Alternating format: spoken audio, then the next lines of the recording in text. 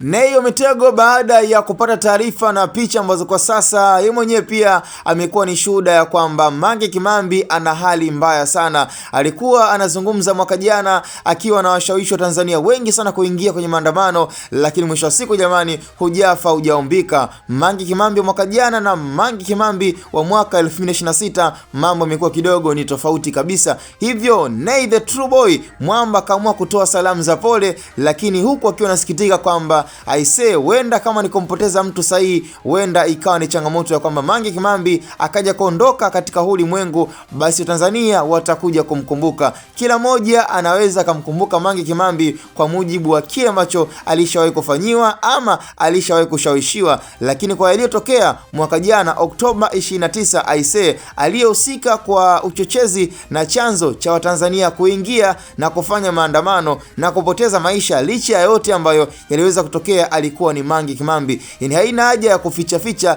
lakini Mange ndo chanzo sababu cha uchochezi mkubwa sana wa vijana wengi kuingia kwenye maandamano. Lakini mwisho wa siku kama kawaida, hujafa hujaumbika na hakuna ambaye ni mkamilifu. Kama ni kuteleza, aliteleza kwa upande wake na kila mmoja amekuwa akiteleza kwa nafasi yake, lakini mwisho wa siku haya ndo mateso na matokeo ambayo kwa sasa Mange anaanza kuyaona, na mwisho wa siku inakuwa majuto ni mjukuu. Na Nay Mitego ametumia fursa ya kuzungumza kama kutokana na nafasi ya kutoa mchango kwa familia ambayo kwa sasa inapitia wakati mgumu sana, kutoa gharama ambazo za kufanya matibabu ya Mange Kimambi. Na mwisho wa siku pia matibabu ni gharama kubwa, na ugonjwa ambao kwa sasa unamsumbua dada yetu pia ni changamoto ugonjwa huo kuweza kupona. Hivyo kwa sasa matumaini yamekuwa yana asilimia chache sana ya Mange kuweza kuwa salama kuliko kupoteza uhai wake. Cha msingi tukutane kwenye upande wa comment. Hapa ni Hatboy Media.